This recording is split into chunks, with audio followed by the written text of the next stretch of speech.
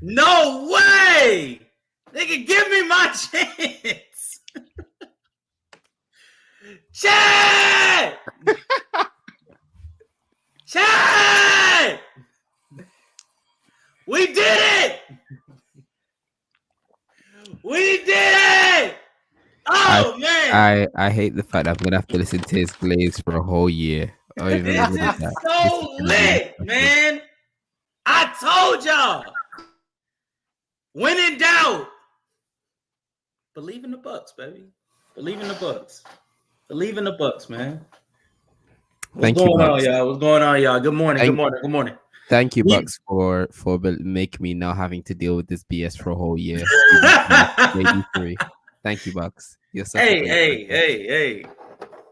They did it more for me than for you, man. They did it more for me than for you, man. For the last 2 years, we've been sitting here having to justify the old ass roster that they were putting out there alongside Giannis. It will not wasting his prime, but pretty damn close to. And now we didn't upgrade it. We swapped out Defensive Player of the Year perennial candidate in Drew Holiday with one of the all-time great shooters and offensive weapons in all of NBA history. So, man, it's a good ass day, ain't it? Preach on it. It's a good ass day, huh? No. Woo! All right. So we don't plan on doing a long ass stream. We just, we had to give our thoughts about it. And just sort of go over the trade a little bit. Was it a good trade for all parts? Who gets the short end of the stick? Those type of questions. So we're gonna start first with my brother, my best friend, Zeno. Zeno, what was your thoughts? Because you know what's funny? Because me and Daryl, we know what your thoughts was when you heard this. It was in the chat. It's on the records. But we want you to explain to them what it was. The East is finished. Philly's punched the air right now. I don't know how I'm going to deal with this. Life is looking so more bleak. All right, let me be more serious.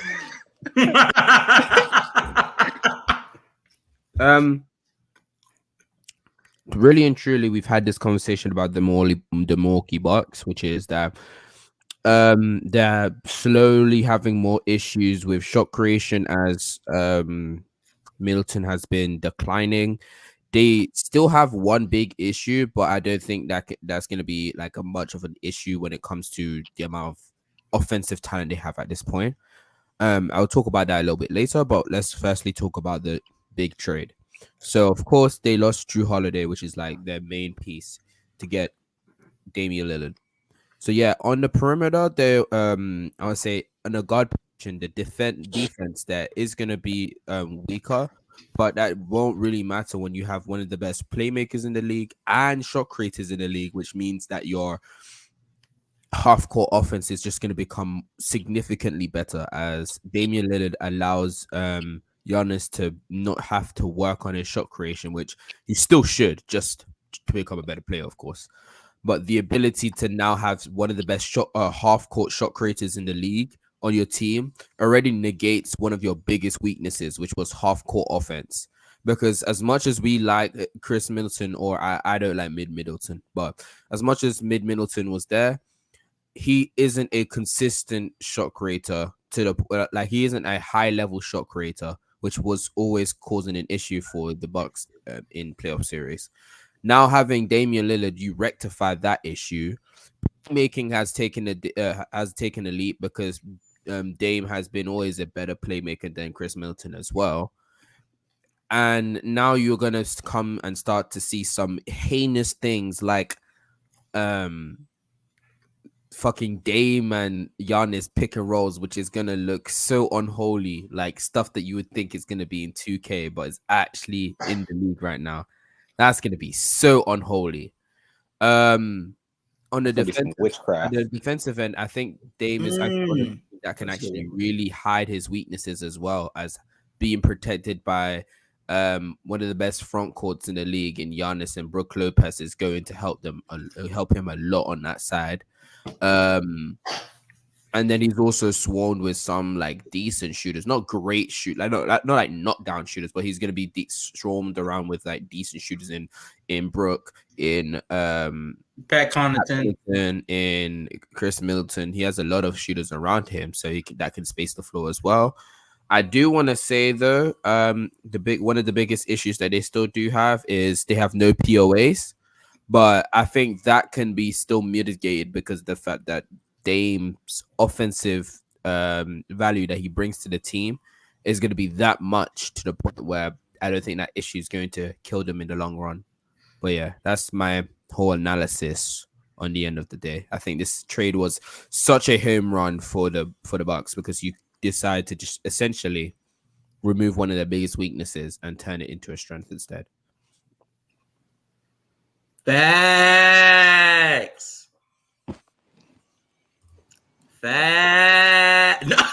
I can definitely say though, that Bucks offense, especially last year, there was really no movement in it because, like you said, they really didn't have like any half court stuff.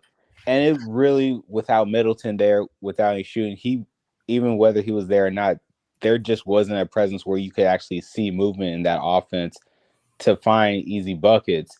It mainly was like you see, and Justin, obviously you saw because you're a big fan of them, Giannis trying to take on a whole defense, basically like trying to like fight through the defense with his strength and like pushing people out the way. But now since you have Dame Lillard there, who's a knockdown shooter from the outside, it creates more space for Giannis to go to work inside the paint like we know he can. So this is definitely a great move for them. So, and I agree with everything you said. By the way, I received a text message from my boy Daryl because I had no idea of what was happening. I thought he was trolling, but then I'll go to Twitter and Woj reports it. And I don't know. I think I blacked out because when I came to, I saw myself doing backflips. I saw myself doing backflips and cursing out my manager and telling him I quit because this is celebration, guys. The grown ass man lost their job over. Grown ass man, by the way. You fucking right. And I'm spending my last paycheck on Milwaukee tickets. Bitch, what up? Hey, can I say this real quick? For Milwaukee, that's great. Yo, can I say this real quick? So, before I told Justin, I would be straight up. I didn't even know about the news either. I actually found out because my own NFL fantasy football league group chat, one of them mentioned it. And I really was about to be like, look, I'm sick and tired of hearing about these trade rumors for Dame. Like, he's not going anywhere. Like, let's just accept the fact. And then I'm going to say shout out to my coworkers, Tyreek and Chauncey, in our group chat, because they mentioned it first to me. And then next thing you know, as soon as I hit Justin up, I had like 5 incoming calls from multiple people telling me about it. So I knew this was a huge move. And I was like, yeah, I got to tell Justin immediately because this dude going to be going crazy right now. I had 8 calls within the hour of everybody calling to let me know what went down and what I felt, what was my thoughts on it and shit like that. So I felt like I was a fucking GM the way I was getting called. Niggas, yo, Bucks, they got Dame, like it was a movie. It was a movie. I felt like Woj. Nah. But so similar to Zeno's thoughts, I think that this is the best possible move that the Bucks could have made this offseason. I'm not even gonna lie to you. If the Bucks don't make this move, it was an L offseason because they didn't really improve on much. They signed Malik Beasley, like whoop-de-doo, But after making this one move answered all of the questions we had about the Bucks. It rose new questions. Say it again. Other than POA. Other than a POA defender. That's what I mean when I say it rose a new question, because that wasn't a question before, but then scoring. That was a question, but you had other issues that were more glaring, to be fair. Yeah, wait. So Drew as a POA wasn't. You think Drew could be a good POA for like a strong 3 or a strong like wing player? Oh no, but I saw him get absolutely torched by. I saw them get no. I get what you're saying from that sense as far as like Chris Middleton not being that player, but I figured Adrian Griffin was probably if like this is hope because we don't know this coach. That he was going to implement a similar like defense as to what the Raptors were running, which was more of a team oriented, I understand. Yeah. So that's what I was thinking. And so if you have Drew Holiday with them, their defense is going to be. You know what's going to be funny? Well, here it's going to be funny when Adrian Griffin becomes Doc Rivers 2.0. That's going to be funny, man. Hating ass nigga, man. Well, hating ass nigga, man. I'm gonna have good news for Zeno though. So actually, Portland is actually talking about not really keeping Drew Holiday. They're actually considering trading him to Philly. So there might be a possibility y'all get. Y'all defense is gonna be elite, but that offense is gonna be nasty. It's not even that, yeah. It's like think of it from a logical perspective. Why would Drew be on a young team? That makes no sense. Right. No. That's logical. Of course, they're gonna trade him. I'm not really surprised about that. Wait. Hold that thought. We're gonna wrap up the Bucks and then we're gonna move to Portland with their trades. Okay. I don't want to even talk about the Bucks though. All right, Kyle.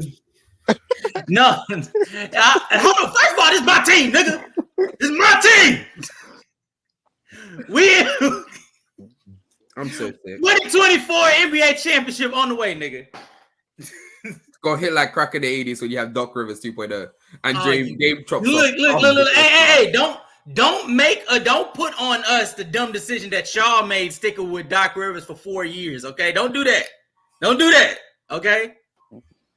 Look, when it comes to this duo, Dame and Giannis, I don't think we've seen anything like it because there's never been an elite offensive talent that meets an elite like lob threat like this since Shaq and Kobe. Yeah, Shaq and Kobe.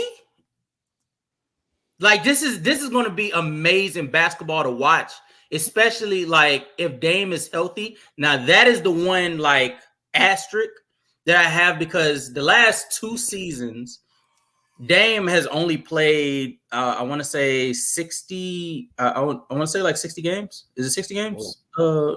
Zeno? He played. So he played 58 this past season. No. It wasn't. No. It's less than that. He played 29 games the season before, and he played 58 this season. Uh-huh. So the main question that I have that's opposite from others is I understand Giannis's athleticism, which to people's surprise, is deteriorating. Surprise, whoop-de-doo, Oh, yeah. A 29-year-old is is becoming slower than his 25-year-old self. I wonder. Yeah, exactly. Like, woo, I don't understand how people are like looking at me crazy. Like last night, I was in a Houston Rockets stream, and they were like, "You a Milwaukee Bucks fan? How you don't think you win?" Because I don't think that this is just like peak Giannis meets peak Dame, and they just combine powers. No, these players are still in their prime when healthy. They haven't been healthy. Dame, I think this is just out of his peak. Giannis, that's the difference. Oh well, okay. That's fair to say that it's peak. It may be peak Dame. No, maybe. Truly. Dame hasn't been healthy enough to fully give us like a full season display. To be fair, also Giannis hasn't too. Giannis has barely played like 65 games for the past 2 seasons. That's true. That's fair. That's fair. But I'm saying this to say, while everybody's talking about the POA defender, which we talk on the show often about how those defenders, like perimeter defenders, especially when you have an elite front court, they're really not even that like crucial to have. Like obviously you want to get some better defenders in there, but we're talking about a Bucks team that actually has some quality defenders that can step out in the perimeter, not consistently, but as a collective, doing it as a team, especially if this Adrian Griffin guy is falling from the Nick Nurse tree. That's literally Nick Nurse's MO. He like collectively shuts people out of their game. So I think that's not a problem. And as far as the depth goes, I don't think people understand that the Bucks didn't really lose much from this trade.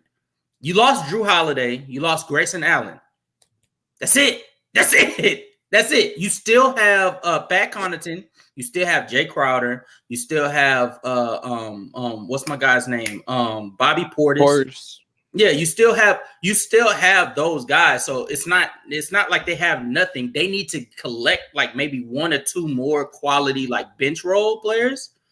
But outside of that, like I'm not tripping on this roster from season opener. I think the only thing that I'm concerned about is Dame's health and Giannis's health. If they're both healthy, this Milwaukee team is the second best team in all of the NBA, only behind the Boston Celtics. That's the only team that's still ahead of them, because when you think about what Dame is capable of doing with the proper offensive threat, like Giannis is still a threat offensively. Granted, strictly lobs or rolling to the rim, that's still a threat. And it's not a threat that he's had before. And then defensively, as far as the rim protection, ain't shit changed. Giannis and Brook Lopez are still in form when healthy. So that's my thoughts on the Milwaukee Bucks. We're gonna move over to Portland, because what Portland was able to get was actually some very, very good pick. Was some very good picks. They got the 2029 unprotected pick for Milwaukee. They got a first. They got an unprotected Milwaukee swap in 2028 and 2030. Now the 2030 one, I'm not like a draft savant, but it's unprotected. So who's to say, and that's around the time that I think Dame will be like 34, 35. Giannis will be 32, 33, transition into his next phase of his career. And the Milwaukee Bucks likelihood is they'll probably fall into mediocrity at that point. So I think that those picks could be very beneficial to the Portland Trailblazers. On top of that, they got DeAndre Ayton, Drew Holiday, some dude named Tamani Kamara. I don't really know who the fuck that is. But for the Trailblazers, how do you feel about the DeAndre Ayton and Drew Holiday pickup?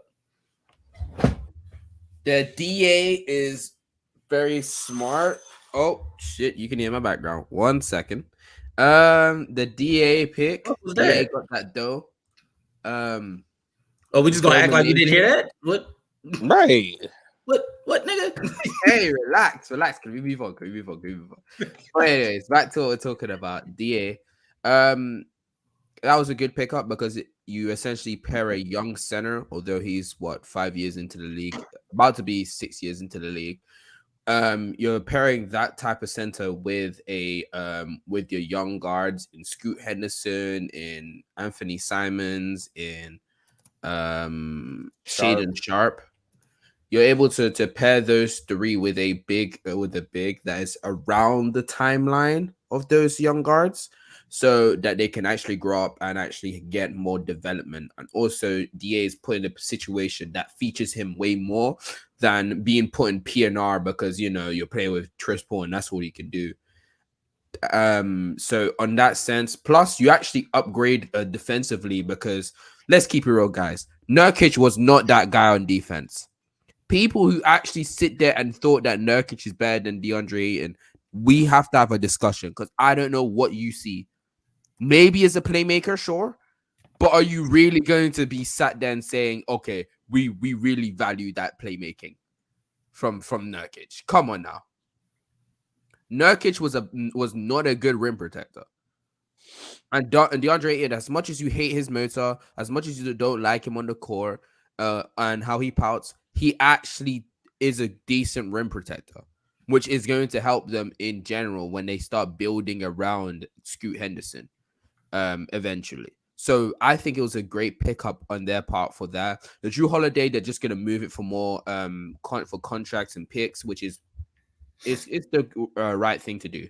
The next one I want to see them do is try and move what's his name, Jeremy Grant, but I'm not sure if they're gonna remove him yet because I think he's just gonna be like the grown up in the room, which makes sense because we've seen from other teams, Memphis Grizzlies, that you need a grown up in the room, so it makes sense. Facts, he's spitting. I'm not even gonna lie to you. I like what Portland is doing from the standpoint of they're fully leaning in to the reset button. And I told Daryl this when we were on the call yesterday. There's three things that I'm proud of. I'm proud of the Bucks for finally making that drastic move, right?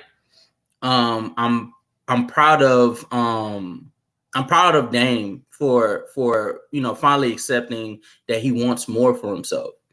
I think that's a lot of what the NBA fan base has been basically saying is Dame needs to accept that this is not the situation that he deserves.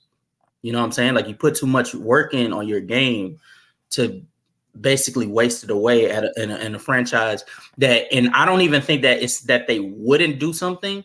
So they couldn't do something because who wants to come to Portland as like a big free agent, And so I feel like the third one is I'm proud of Portland for finally like settling in with the logic of we're going to start fresh and we're not going to settle for mediocrity any longer.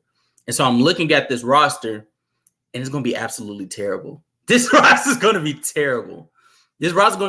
Because as much as you said about DeAndre Ayton, he is an upgrade as a rim protector compared to Nurkic, but that doesn't say much. And it's not like DeAndre Ayton is world beating as a rim protector either. It does say much. You're going from a bad.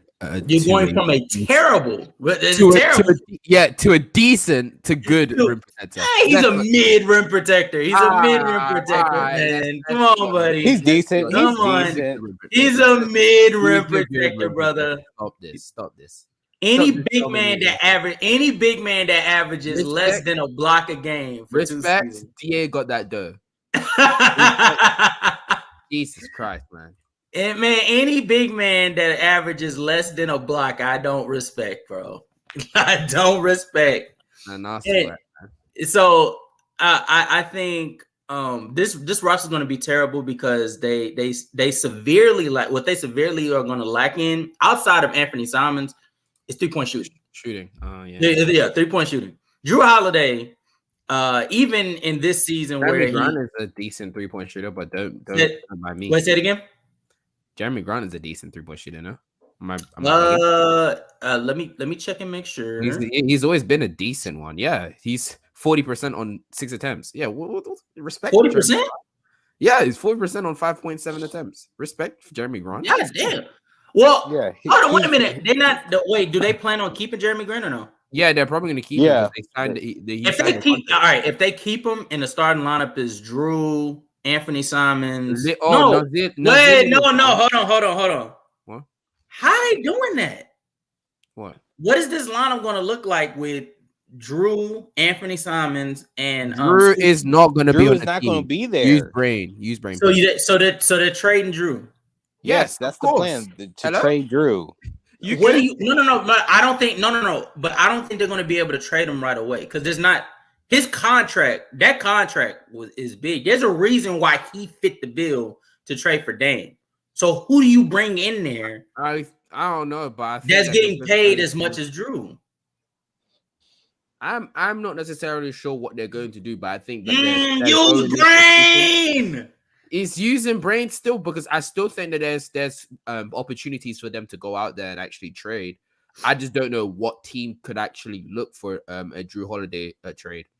Realistically, so if it's if it's another 3-team trade on the horizon, okay. I mean, I guess I could see it. I mean, it was possible for them to pull this off. So if it was possible for them to pull this off, it ain't impossible for them to do it again. I guess my thought process is like, you know how, like, we heard in the beginning of the season that Dame was ready to move on. They're just now able to make that move, right? So that was what, 3 months. Also spacing. Matisse Thybulle 4 attempts through. Yeah, he's trolling now. He's trolling now. He's trolling now. I'm done with this nigga. I'm done with this nigga. No, hey man, don't disrespect Matisse. No, but even so you have Anthony Simons and you have Jeremy Grant. After that, like, who else? Anthony Simons, Jeremy Grant, and even I ain't gonna lie to you. Nah, don't act like that's not enough spacing already. Anthony Simons and Jeremy Grant in the starting lineup, and after that, who else? You're acting like that's not enough spacing. That's not. It's not. One of the best. No. One of the best. Those players can't play every single minute on the court. One of the most elite 3-point shooters in the team, also league, and Jeremy Grant is not enough spacing for this team. No, it's not. Not when they can't play every single minute, and then on top of that, yes, while Anthony Simons has that. Anthony Simons benefited from having Dame alongside of him. All right, okay, so we're gonna be doing this today. All right, never mind, I can't be us today. What? Anthony Simons benefited from Anthony Simons when Dame was out. Yeah, even I'm not sure about this season, but last season when Dame was out, he was still an efficient 3-point shooter. He was. The last. No. I'm not saying that he's not an efficient shooter. I'm saying the spacing that you're saying that they had last season. That's not what I'm talking about. Oh, okay. Well, no, that's the reason I brought up Dame, because I thought you were saying that it was the reason that the Trailblazers was still efficient was because of while still having Anthony Simons and Jeremy Grant. And I was like, yeah, you're also forgetting they still had Dame too.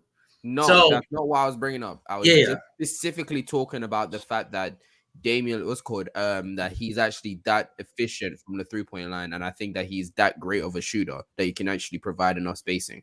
But I'm curious. Oh, go ahead.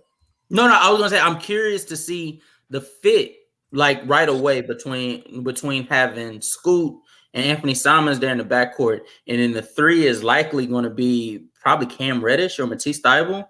I think that what's gonna happen is that they're going to put the ball in Scoot's hands, and they're gonna keep making. They also got Shaedon Sharpe. I'm sorry, they got Shaedon Sharpe too. Shaedon Sharpe probably gonna be the 3. Yeah, that's what I was about to say. They got Shaedon Sharpe. Shaedon Sharpe should be the name, man. They're gonna make Anthony Simons be the more off-ball player, because his off-ball play is way more developed. So it would make more sense to have him on off-ball and give Scoot more reps as the on-ball player, and of course switch sometimes so that Scoot gets some off-ball play as well. But I think Scoot's gonna be the more ball dominant player in the league, in the team. And that like I think if you make Anthony Simons the more off-ball player, it opens it benefits Scoot too, because Scoot needs to have the ball in his hands for him to be effective. Mm-hmm. I assume because I think that's typically the case. That's typically the case with most athletic guards that can't shoot. Yes. They have to have the ball in their hands to have the defense to remain honest to them. So I think that would benefit Scoot, and I think Scoot could benefit, like, as far as like being able to be the primary playmaker for, like, in the future. It could build good habits. And I also want to give credit to Chauncey Billups, because while yes they had like the 18th offense, like that's so misleading with like how OP like niggas' offenses was this season. Like we had the Sacramento Kings, whose offense was like competing with like some of the greatest offenses of all time, low key.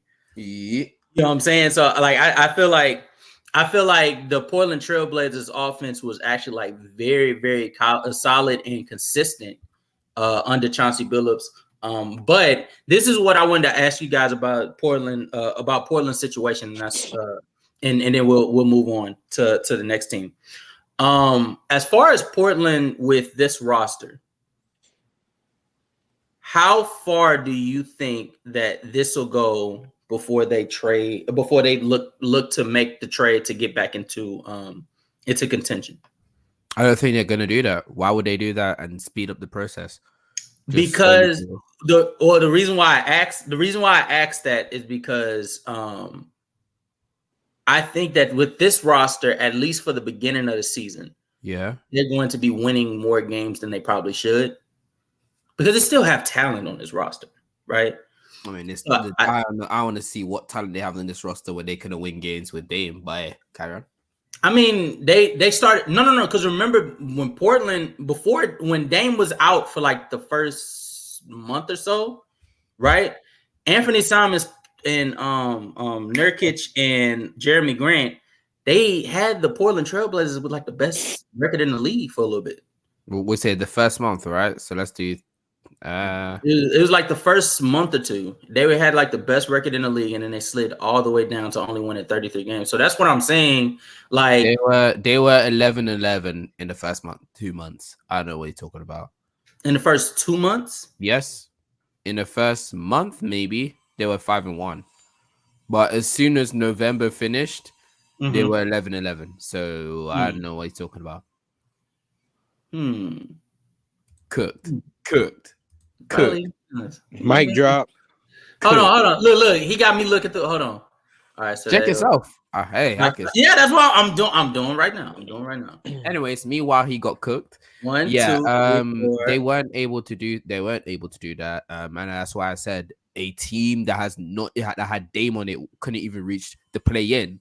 I want to see how they're gonna reach the playoffs. 1, 2, 3, 4. He might be. He might have been. No, it's not even 2 seasons ago.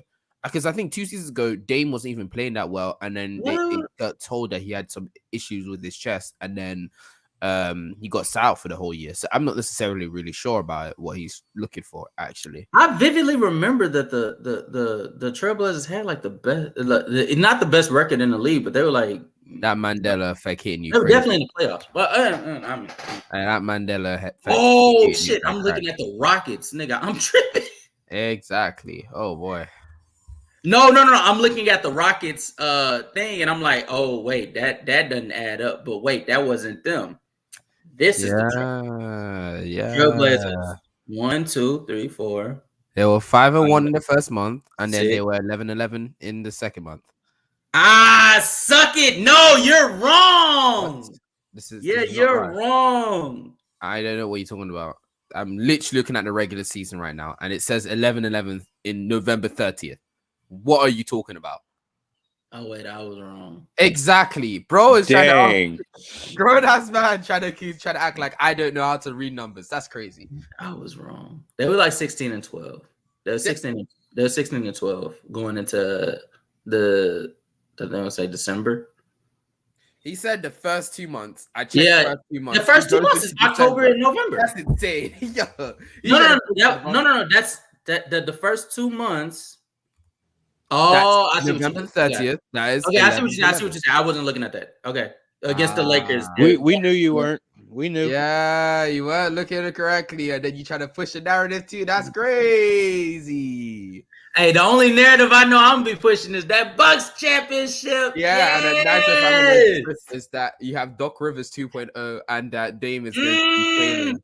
And you can relate. We're gonna have to go to PTSD class together because you had him literally. Hey, don't worry, we'll recover. Zeno, you know it's gonna be crazy.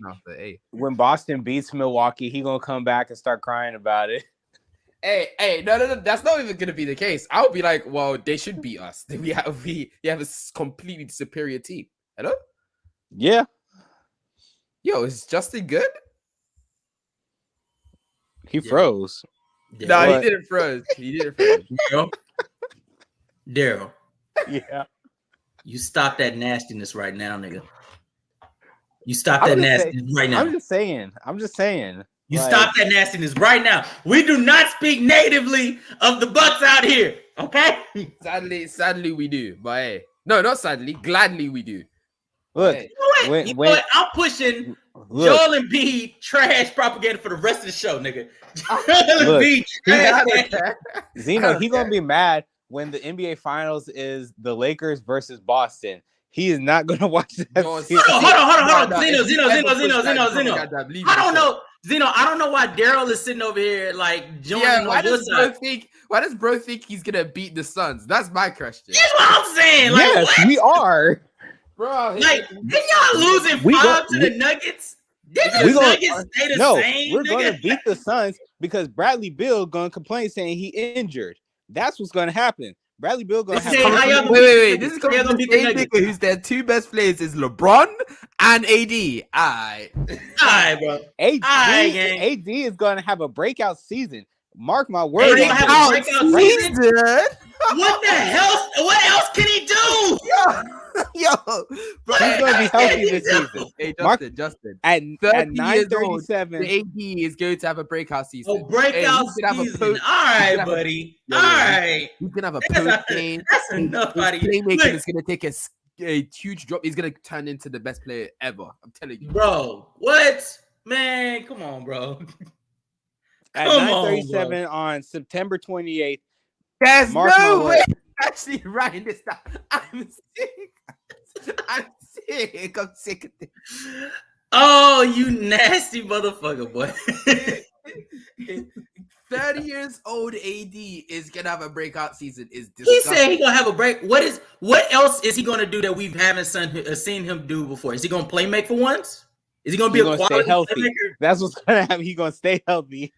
He's gonna stay healthy. He's going to stay healthy. He is, yes, like it's not like he's only been unhealthy for like after the championship for the Lakers. Other than that, he's been relatively healthy all his career. All his career. Are we just ignoring? Are we ignoring 2021 and 2022? No. I said for the majority of his career. He said after the championship. I said since he's been with the Lakers, after he won the championship specifically, that's when he started being injury riddled. But before the Lakers, like before they won the championship, he was getting older. He was a not an Iron Man, but he showed up. There's something called getting older. So that's true too. Shit. That's what I agree. So I agree. He's gonna get more injury prone. He's older. I agree. I think asking a 40-year-old LeBron James and a 31 AD. Yep. Yeah, he's gonna be 30 to be on the floor to manage this team, and if one of them goes down, it's wraps for y'all. That's asking too much, nigga. That's asking too damn much. What I know is let's get back on topic. It's gonna hit like crack in the 80s. When AD does another spin route move and then he just Daryl, and it's gonna hit like crack in the 80s when Joel Embiid for yet another year only plays 50 games. Actually get hurt in the postseason in the first round, and they get knocked out. Older he's gotten. That's the funny part. Embiid is not like you guys. He's actually gotten healthier the more he played. It was called every season. So how come he can't stay healthy out of the first round? That's the only thing I would talk about. The playoffs, yeah, he's cooked. In the regular season, he's not cooked anymore. He's not cooked anymore? Yeah. He played less games this season than he did last season. In the past 2 seasons. Oh yeah, he played like 60-something games. Okay. 65 games for the past 2 seasons or more. Like, you hop off. He's actually been healthy. Oh, hop off? I don't know what you're talking about. Hey. How is he in the first round?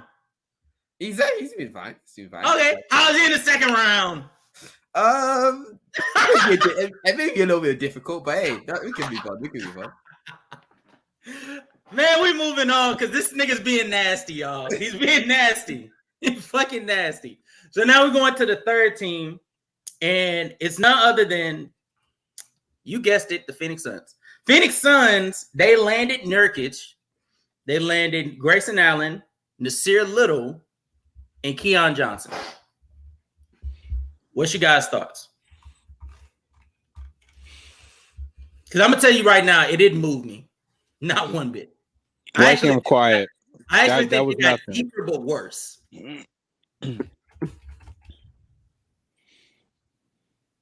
That I think the Suns got the short end of the stick on this trade.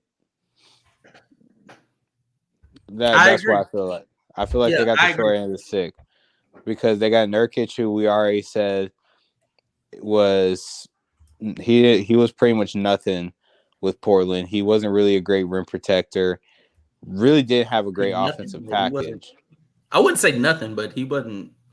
He's not what a big man. He's not what they needed. He's what does Shaq say? He's soft as Charmin. That's what.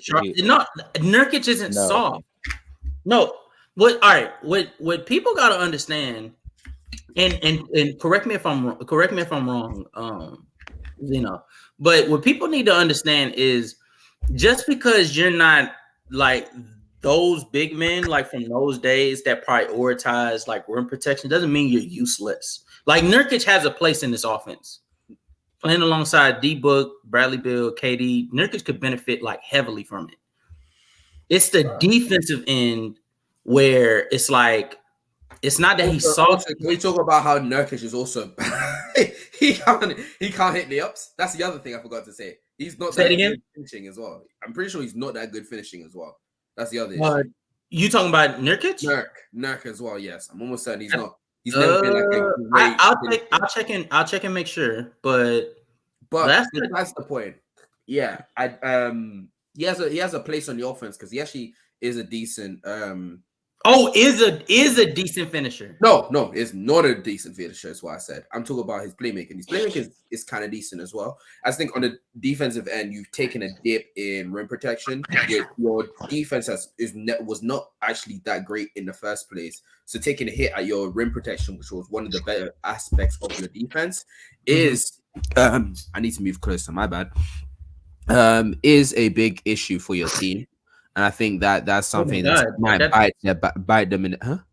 I was about to say, nigga, your shit is like that much better. Yeah, that's what I'm saying.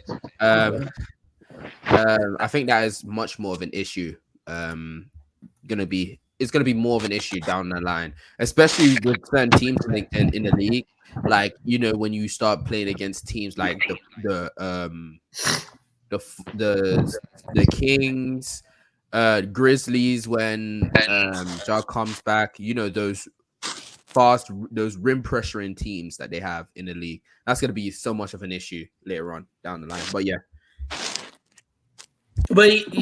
So I'm glad you spoke about I'm glad you spoke about like how it could how his playmaking could be like utilized because like DeAndre Ayton's like benefit off of Phoenix was actually higher than Yusuf Nurkic. It was just he was like that irritated with like how they continues to bring these guys in like through the door that are just better players than him. So he's naturally losing touches. Like I'm not gonna lie to you, and this is no exaggeration. DeAndre Ayton was only going to take at best 6 shots a game this season. If like playing alongside D-Book, Bradley Beal, and KD, he was going to take like 6 shots. And I'm not exaggerating. Because those are a lot of like shots that players that are just better than him deserve. And so you got to play in Nurkic, who's used to taking around 6 to 9 shots a game, right?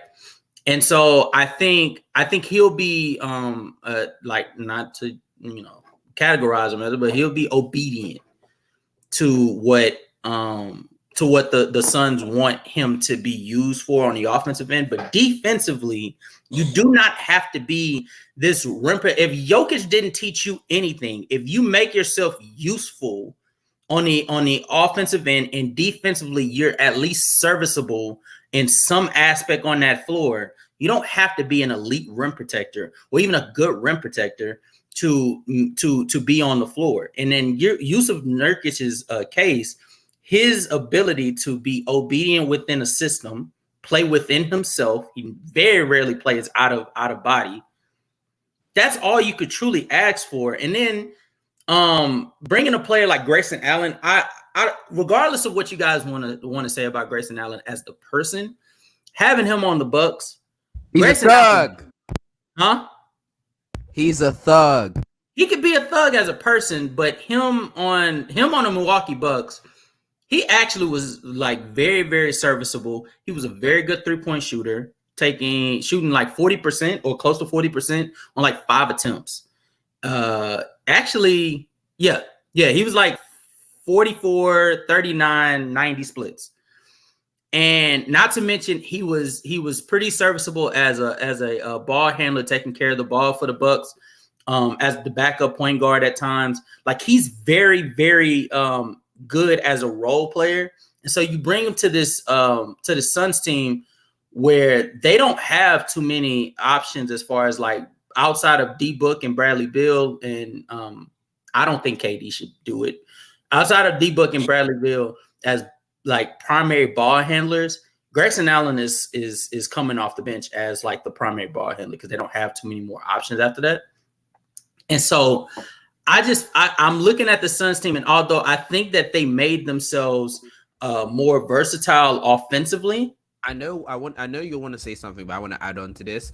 okay. I actually dislike you even thinking about Grayson Allen as a ball handler, because really and truly what they're actually most likely going to do is that they're going to stagger the minutes between what's his name, Bradley Beal and Devin Booker, so that they're always going to have one of those type of players to be ball handling for the most part throughout the whole time on the court. I don't think there's going to be more any time really that Grayson Allen is going to be sat there handling the ball. And yeah, I do agree with you that KD should not be the one bringing the ball down the court. But let's say something comes to worse and then that KD is having to handle the ball. That's another player that could do it before Grayson Allen does. So I don't think Grayson Allen will have any opportunities really running running the offense or ball handling. I think that's not going to ever happen. But yeah, you can carry on. I'm sorry. I'm still looking for this Yusuf Nurkic finishing. Like whether he's good. It's rim field goal percentage, right? Is it rim field goal percentage or no? For what, Nurkic? Yeah, as far like is that his finishing percentage? Zeno? What? Rim field goal percentage, is that the finishing percentage? That should be it. He's plus 4.6%. Yeah, but that's a big, remember. Oh, okay. So that doesn't really mean much, or what? Yeah, just send me the link because I want to see it myself. Okay. I got you. But I think Grayson Allen, like, even still, like, although I think you have I'm gonna put it in private chat. Although I think you have a point. I still feel like when it comes to D-Book and Bradley Beal, like, just like having that lone like responsibility, like you can never have enough ball handlers. You know what I'm saying? Especially ones like Grayson Allen. Grayson Allen does not take like bad shots. You know what I'm saying? He doesn't really take shots outside of the system, like, really at all. So if you have a player, let's say it's a setting, because these will happen where Bradley Beal and Devin Booker will be off the floor, and you'll have KD sitting there surrounded by essentially role players, and Grayson Allen is one of those. I have no problem having Grayson Allen come down to set KD up in the post. I have zero problem, because I think that it's necessary to have a player that he's a good 3-point shooter, so the defense has to remain honest. And then he's played point guard since he was in college. You know what I'm saying? Like, this is a player that played 4 years in a Kentucky system, so he knows how to get the ball into the post. And so I think I think that the while I'm giving them credit for their offense, I think defensively, this did absolutely nothing. And I don't think people are nearly talking about that. Like, they are still projected to be one of the worst defenses in the NBA. That's not an exaggeration. And they've done nothing about it. Like, with this move, you want to know what's nasty about this move? And it's not saying that it's a bad move, because I still think offensively it helps with the versatility. But the trade-off is, what makes it nasty about this move is they know that they're going to be a bad rim protecting team. And that was before the DeAndre Ayton situation. And you double down on KD's rim protection. Like, let's talk about it. Like, they doubled down on KD's rim protection essentially by moving DeAndre Ayton for a even worse rim protector. Yeah, I will say though about this whole trade, to me it felt like yeah, it was a 3-team trade, but it was one of the trades where it was like, okay, of course we're happy about the news that Dame got traded to the Milwaukee Bucks, and then it was also like, all right, Ayton finally got his move to leave the Suns, and it's like people forget that the Suns got pieces because those pieces weren't really impactful for that team for what they need. So so it really essentially felt like it was more of a 2-team trade, plus the Suns got like, okay, Ayton's gone. That's pretty much what they got. That's how I feel. This is my logic on what the Suns are doing. I think the Suns are searching to have the deepest roster rather than having a roster that fully makes sense. Does that make sense to y'all? So, well, here's my thing though. For instance, well, let me explain. Let me explain that. I'll give it to you. Go ahead. So like, for instance, with the Boston Celtics, right? Mm-hmm. No, scratch that. We'll use your Lakers. When they did the Westbrook trade 2 years ago, they were looking for getting more talent than more pieces that made sense. So they gave up a haul of players that were valued for that championship y'all won in 2020. KCP, Kyle Kuzma. Who else came off of that? Alex Caruso, they didn't re-sign. Who else was moved? Montrezl Harrell, Caruso, McGee, Dwight Howard. JaVale McGee, Dwight Howard. The just pieces like that, right? Yeah. That made the Lakers special, y'all went and got y'all did all of that. Yeah, y'all did all of that to bring in one player, Russell Westbrook. Which, as a talent, right? It makes this team scary as hell if everything works out. Until you realize that team made no sense. That roster made no sense at that point. Right? And so when you're looking at a team in Phoenix, they're doubling down on this trio of Devin Booker, Bradley Beal, and KD, and essentially saying, forget what makes sense, right? Which is searching for a valuable big man that can rim protect, or holding on to DeAndre Ayton, or trading him for a player in, let's say, shit. I don't really know. I don't have a big man on the top of my head that could that's like a serviceable rim protector.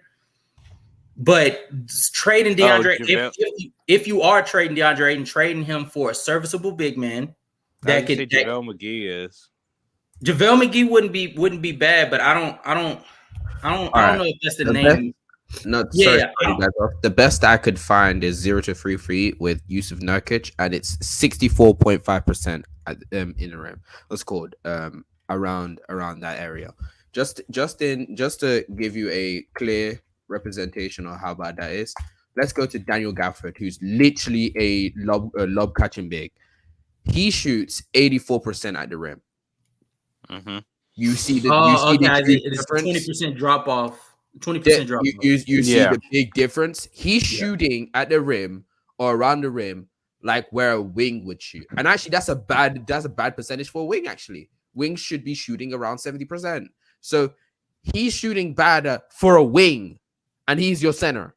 Yeah, no, I don't get fooled by that fraud. I ain't going with you. I always knew that he was not that good, but hey, carry on. No. I'm glad you told me that. That like you're never too old in the game for you to learn some new shit. But what I was basically what I was telling Daryl is when it comes to the Suns basically essentially just doubled down on having a deeper roster rather than a roster that makes sense. Not making if you were going to trade DeAndre Ayton. One, I think you could have traded DeAndre Ayton for something much more important than the use of Nurkic. I think DeAndre Ayton is way better than that. And then you still haven't answered the question as to are you going to get a guard that can run this offense with D-Book, Bradley Beal, and KD? So essentially, you're also doubling down on D-Book or Bradley Beal being the point guard of this team, which they haven't been. D-Book has been a point guard before, but that was 6 years ago. And he's far more useful as an off-ball player. Same thing with Bradley Beal. Same thing with KD. So, this team is talented as hell. They have all the talent that you could ask for in theory, but they don't have the players that fit together. And that's my main problem when it comes to this trade for Phoenix is when it comes to Dame and Giannis, makes sense. DeAndre Ayton, the Trailblazers, makes sense. DA got that dough. Oh, sorry. Nurkic to what the fuck? Nurkic to Phoenix. Nurkic to Phoenix doesn't really make sense. My thing though is doesn't really make sense with this 3-team trade. Mm-hmm. Why didn't they make that move? If they're going to give Drew Holiday up, knowing that Phoenix needed a point guard, why didn't they just send Drew Holiday to Phoenix? That would have been. This question. You asked this question yesterday. You asked this question yesterday. I won't lie to you. Then where would Dame go? He would go. So wait. Just a question. So he would go to the Bucks still, right? Drew would go to Phoenix. And then I'm guessing Beal would go to where? I'm guessing you're going for Beal, yeah? No, you're putting KD at the 4. No. I think what Daryl was saying is, so you sent Nurkic to Phoenix, right? One question. You get Drew. Let me guess. So you're gonna be getting Drew. So the starting lineup would have been Drew, Beal, Booker, and KD. Yeah. You niggas think that they're gonna do this to allow this team to build a super team. That's funny. No. Well, I mean, the contract. Obviously, the contract conversation has to come into play.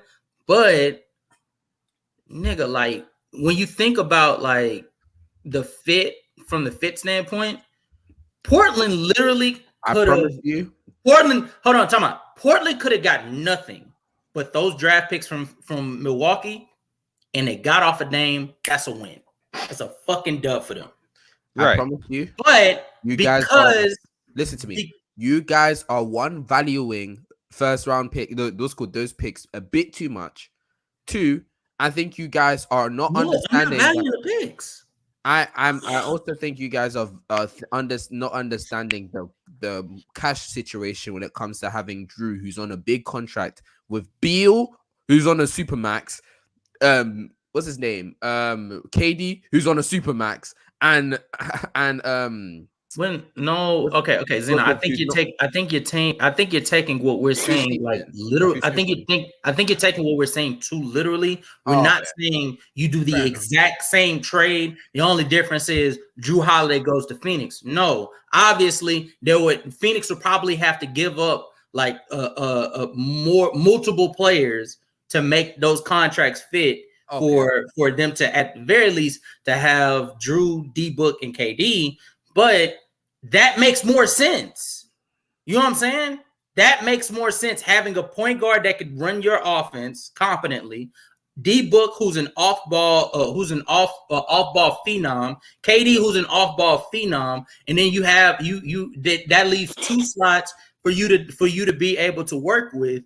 I'm not gonna that makes far more sense than what they have right now, because I'm looking at what they have right now. I'm going to tell you something. I think the reason why they went for these small signings is mainly that they might actually cash in for a better big. I'm not sure which big they're looking for, or they're just trying to make like the DA money be way more split into more, easier pieces to be moved around, if you get what I'm saying. So I think that's actually what they were going for. Essentially, you see how Nurkic is earning much less.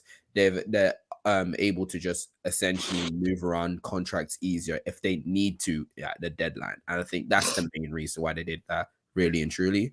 Because if not, I'll be with you guys. I don't know why else they would do so. So if that's the case, then my hands is off. Like, okay, like cool. I'm just looking at this move right now and sort of scratching my head. I don't see why Phoenix would involve themselves in this conversation just for them to be the one that gets the short end of the stick. That unless there's another unless what you're saying, or what if they did this strictly because DA was like, get me out of here like ASAP, or I'm not, not like I'm not reporting to camp, but like I'm finna raise hell in this bitch. You know what I'm saying? Here's my thing too with that. If they needed we're talking about that Phoenix needs a big, why not go for Miles Turner from the Pacers? That actually wouldn't have been a bad one either. That wouldn't have been a bad move. That would have been the best case scenario. Sending DeAndre Ayton. When DeAndre Ayton supposed to go to Indiana anyway? That was the plan. Oh God.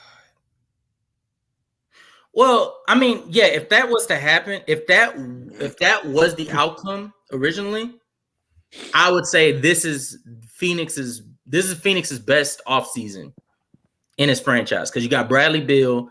And you got not the KD signing. Huh? And not the KD signing. They didn't sign KD. Remember, they traded for KD. That was trade. That's what I mean. That's what I mean by that. I mean, like, the trade for KD is not the best best part of the season. No. I said the best. This is the best off season. The best off season. When you meant by off season, I thought you meant overall when it came to like. Oh no. I think KD is. No. I think making the KD move is the biggest move in Phoenix's history as a franchise. But as far as their off season, if they were to get Bradley Beal and they got the rim protection that they needed, and the only question was the who's going to be the playmaker on this team? Yeah, that's a good ass problem to have. That's a very good problem to have, right? So like. I don't know. We'll leave. I'll say this and then we'll leave Phoenix alone. I am very interested to see how this season goes with this roster, because the way it's looking, and we haven't even mentioned the fact that with all of this offensive power, they don't have an offensive coach to use them the right way. We haven't even talked about that. This regular season for them is going to be very interesting. I could see them niggas being in the middle of the pack defensively and the middle of the pack offensively, just off of the fact that the pieces just don't match. This is like a puzzle piece that like none of the pieces match. None of the pieces make sense. None of it. But all right, so we got one last question, and then two more questions, and then we're gonna head up out of here. So Zeno, how far is the Milwaukee Bucks able to go? No trolling. Oh, I wanted to say second round. I'm so sad. No trolling, nigga. I want your best case. I want your best case scenario and your worst case scenario, and then one more. And then I have one more question on top of that.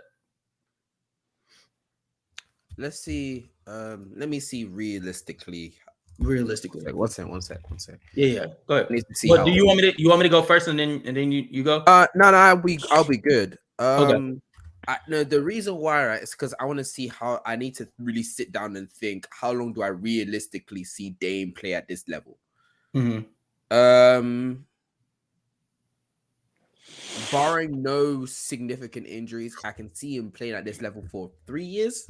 So dynasty. I see a dynasty from this alone. As long as they're able to somehow get rid of that Chris Middleton contract when it turns sour, and then they're able to bring in a competent 3-and-D wing that could actually be a POA. So maybe, Jeremy Grant. If they do get him, I don't see an issue of them being a actual dynasty, because with Giannis still being at his bro's asking, I'm talking about something for him, and he's now. I hate this guy so much. Oh my god!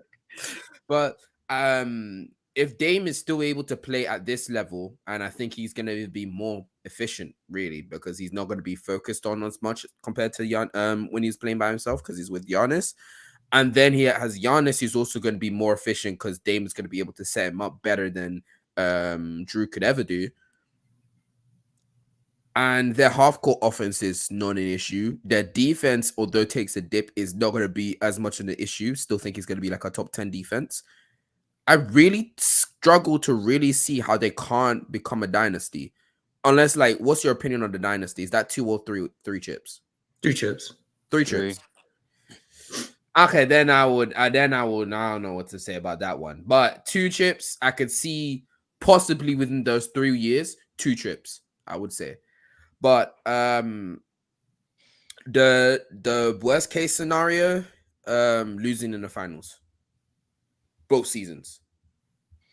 Oh no, all 3 seasons is my worst case scenario. Because really and truly, unless some team in the East gets significantly better, like if Tatum really blossoms into a bona fide superstar level player, whether his shot creation becomes the stage where he's just undeniably one of those top 5 shot creators in the league, or his defense becomes to the stage where he's just knocking down everybody on the opposite side, or his playmaking gets to the stage where he's like a top 7 playmaker in the league, then I would sit down and say, well, then they have a team that could really face them in the Celtics, because that Celtics team, as much as we are now having to sit down and glaze the fucking Bucks, that Celtics team is still hella talented, and we cannot ignore that with the signing that they have with Porzingis, although he's also injury prone.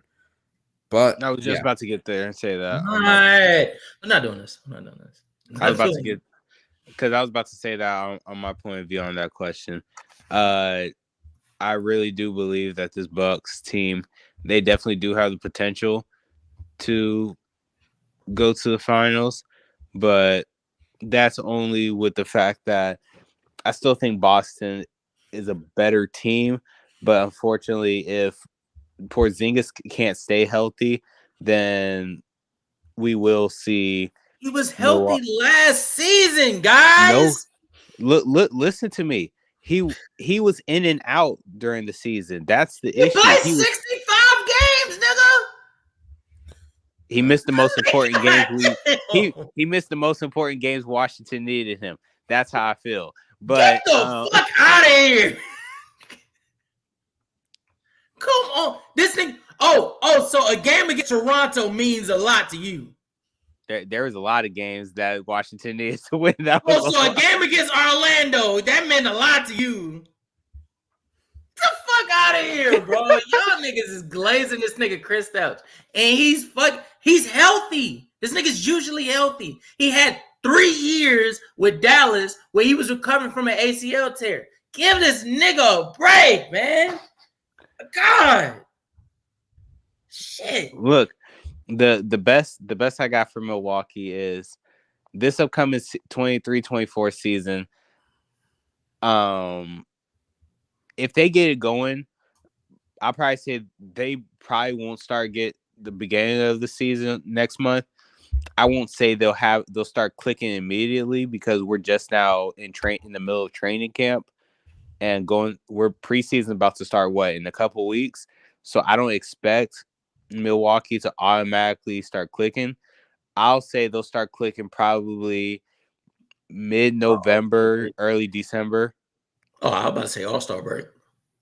Well, even All-Star break, but I do see them being probably in a tough situation. If they have to go against the Celtics, they may not make the finals, but if they don't have to go against the Celtics, they're going to the finals. No, they're gonna have to go against the Celtics. I'll be honest with you. I'm telling you this now, Daryl, you're giving the Celtics a bit too much. Unless this it was called Jason Tatum takes that leap that we've been begging him to do for a few years now, that team is running through this East with relative ease. I don't think you understand. As much as I'm like joking around, shit, that team ass. No, that team is running through the East. It is running through that East.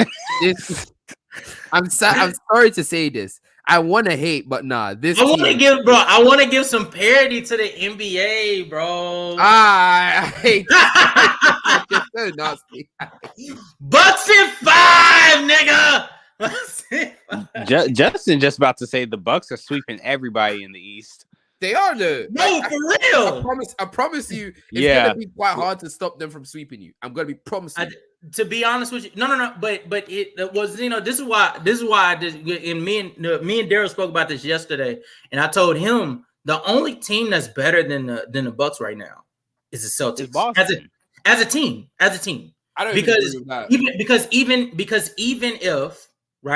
even if Tatum doesn't show up, you still got Kristaps. If Kristaps don't show up, you still got Jaylen Brown. If Jaylen Brown doesn't show up, you still have who is stopping? No. Who is stopping a Damian Lillard and Giannis PNR? No. I'm not saying that Dame and Giannis aren't going to do their thing, but you cannot deny the Celtics are deeper.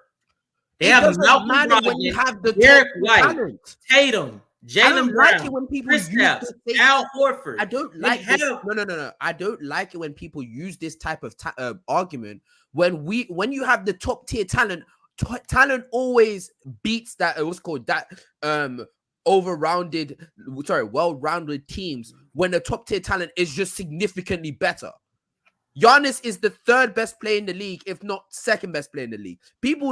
I hate it when people do this shit. Yeah, when best player in the league. They're so deep. Yeah. They have deep, and they're so great. But Zeno, and then they have a top 3 player or one, and then and then a top 10 player on the same team, and niggas are trying to act like the other team is better. Okay. That's all right. That's fine. That we have the better talent as far as 2 players that can make them hard to stop. I'm with you, nigga. I'm a Bucks fan. Nigga, I'm excited. What I'm not gonna do is I'm not gonna act like the Celtics still don't have the pieces that gave Giannis specifically hell. Okay. And Giannis, while Giannis has a player that could be able to alleviate some of that pressure, we can still expect that Giannis is not going to be a good shooter. Whereas you don't have to worry about the shooting of Jason Tatum. You have to worry about the inconsistency of aggression, but you don't have to worry about the shooting of Jason Tatum. You don't have to worry about the shooting of Jaylen Brown. You don't have to worry about the shooting of Malcolm Brogdon. You don't have to worry about the shooting of Derek White. You don't have to worry about the shooting of Kristaps. You don't have to worry about the shooting of Al Horford. Those are things that have to be taken into account. I understand that Giannis and Dame are the best duo in the East. That's fucking amazing for me. But what I won't do is underestimate the Celtics, because I'm going to tell you right now, this is what can fuck around and happen. The Dame and Giannis tandem can run roughshod through the league. And all it takes is Dame getting into the second round and being what everybody has been accusing him of being, which is a first round merchant. And all of this shit goes in the smoke, gang.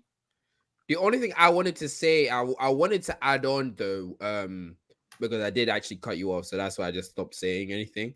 I did want to add on the only argument I can sit here and agree with and say, okay, fine, is begrudgingly is continuity. That's the only real argument I will sit here and listen to, because at the end of the day, that team has been with each other a lot more, and what's called Porzingis in the whole scheme of things is a smaller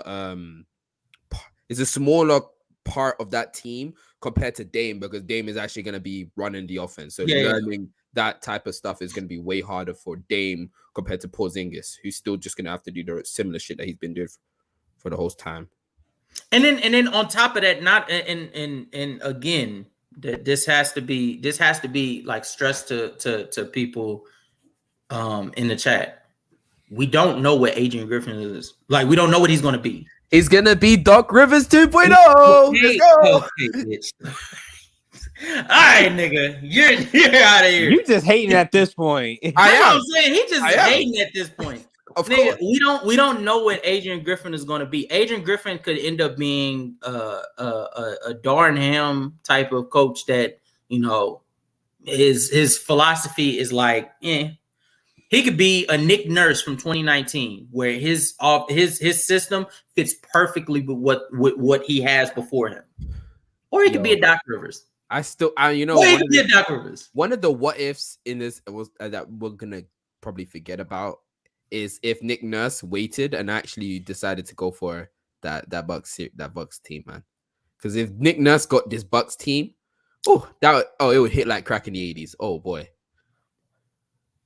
I was waiting for us to talk about that when Nick Nurse had left Toronto, and me and Daryl was literally sitting there with Rodney, and we were talking about how, man, when Nick Nurse comes to the Bucks, man, that defense shit finna get right, and that offense, man, we don't have to deal with them dumbass mistakes that Budenholzer was having. And then he ends up going to Philly. And yes. Oh, I feel so good that you guys don't have him. Oh, how do you feel? You're gonna talk to the fans about it. You good? You happy, bro? How's it feel not having Dame? Hey, I'm used to not success. Are you gonna be? I mean, you are a Philly fan, so if there's one people I don't want to hear from is Daryl. Stop it. Don't want to hear from you. Why, Mister? I'm a Lakers fan. I don't want to hear from you. He ain't a real Lakers fan. He ain't a real Lakers fan. Them 17 championships feel real nice. He ain't a real Lakers fan, though. You know. I am.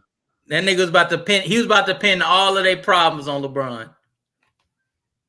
Don't think I forgot that shit, Daryl. Grown ass man blaming one player. Grown ass. Bro, facts, man. Grow up. I was drinking that night. All right, man. I was pissed. Grow up, nigga. Grow up. No. All right. So I feel like the best case scenario for the Bucks is, like you said, 2 championships back to back. Because I think legitimately, I think the only 2 people that could stop the Bucks is the Boston Celtics and the Denver Nuggets. They're the only 2 teams that can stop the Bucks. And truth be told, it's really only the Celtics. I actually respectfully think that I'm actually, as much as I'm shitting on Daryl, I actually respectfully think that the Lakers have a better chance.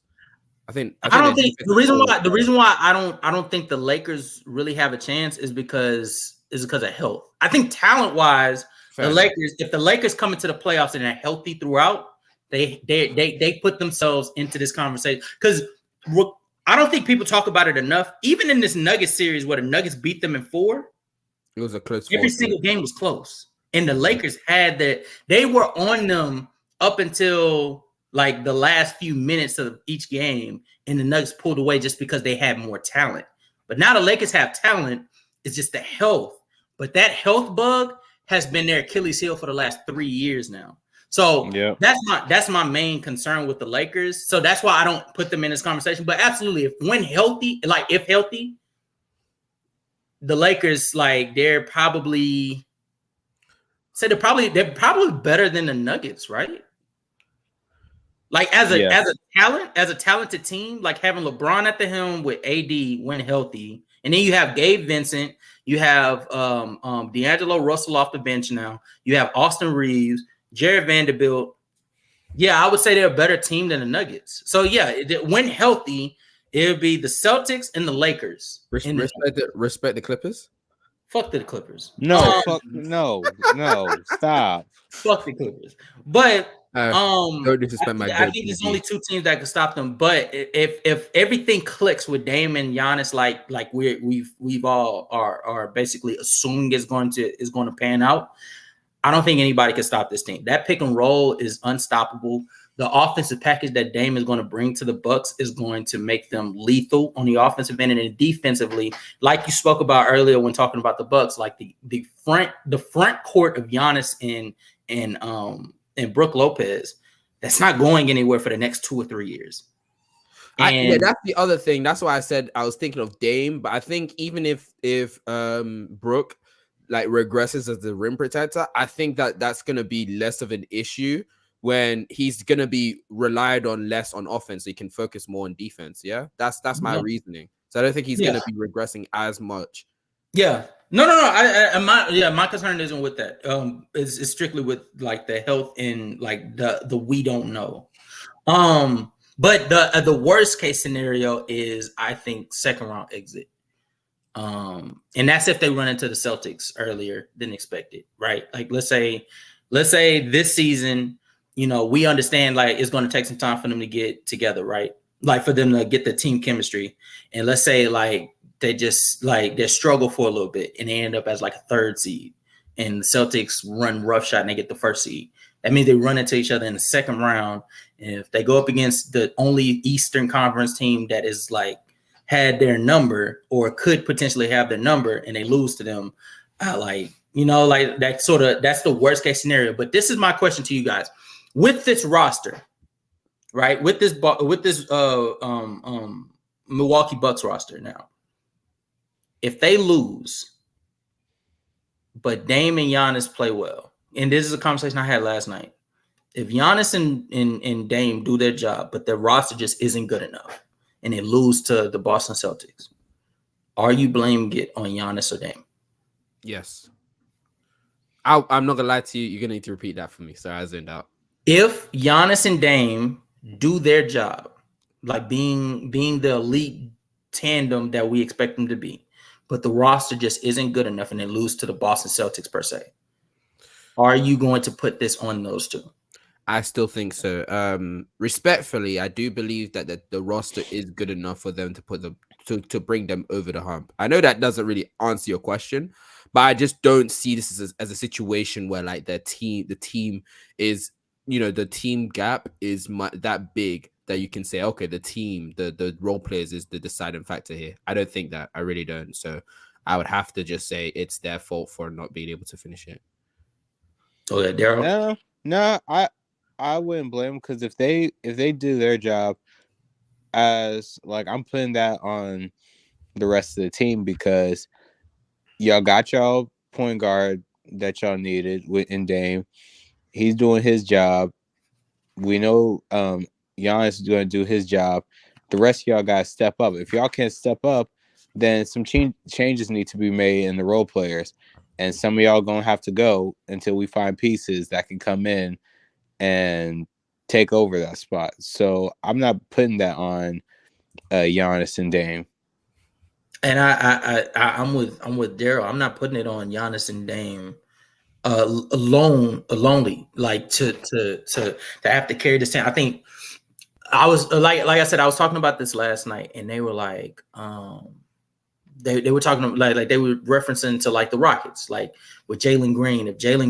If the Rockets aren't winning or something like that, they're gonna put it on Jalen Green because you're supposed to be making that step to, and I was explaining to them, I don't think that you should put a team success on one on one player, right? So like just because the like for instance, when the Nuggets was getting knocked out, right? And it was basically their team, like they went up against a matchup that exploited what their team lacked, right? When it comes to the Bucks, if the Bucks lose to the Celtics, that's a team that can exploit what they lack, which is team depth and their wing defenders. Like they don't have many wing defenders, correct?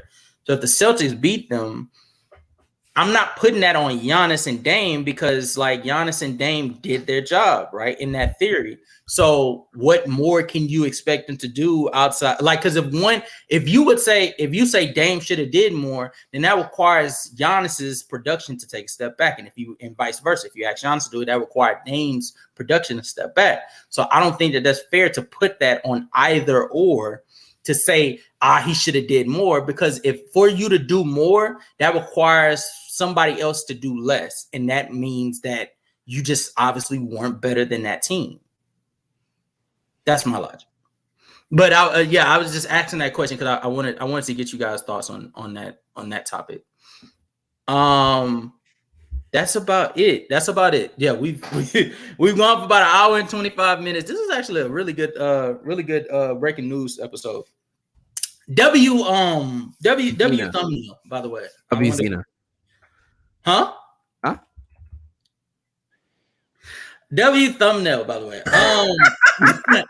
So we are nearing. I want to make an announcement real quick, and I got my two partners here.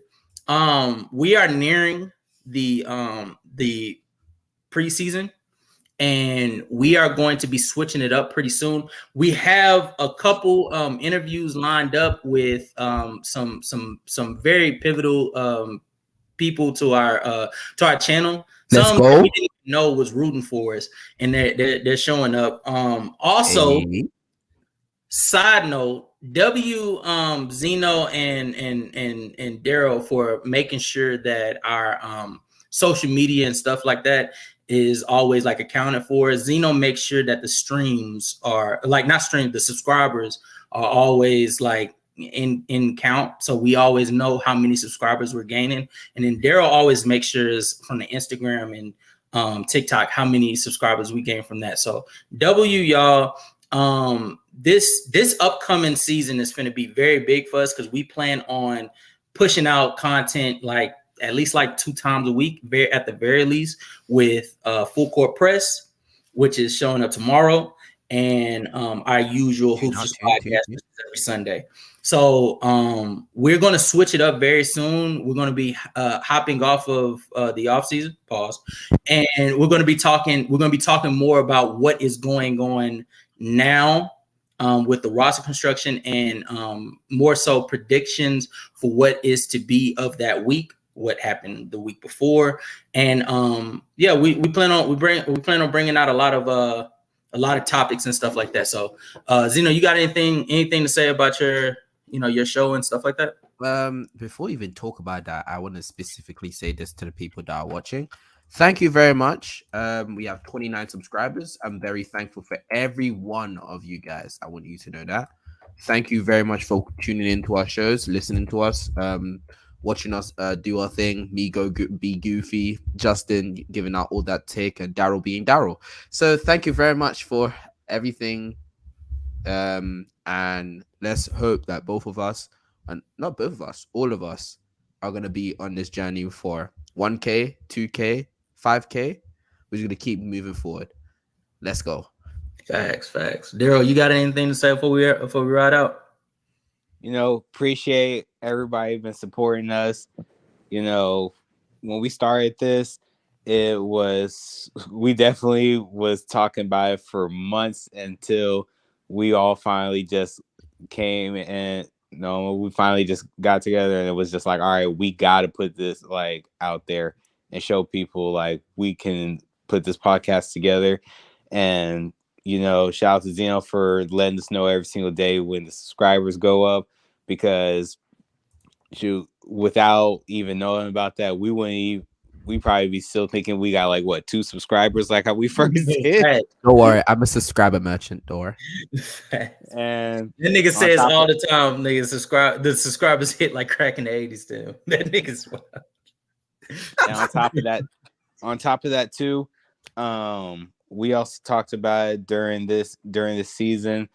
Maybe on a couple episodes, we will do some film on certain games, and so people can see what's been going on from our point of view, and we may be having a couple special guests, as we said, that will be showing up.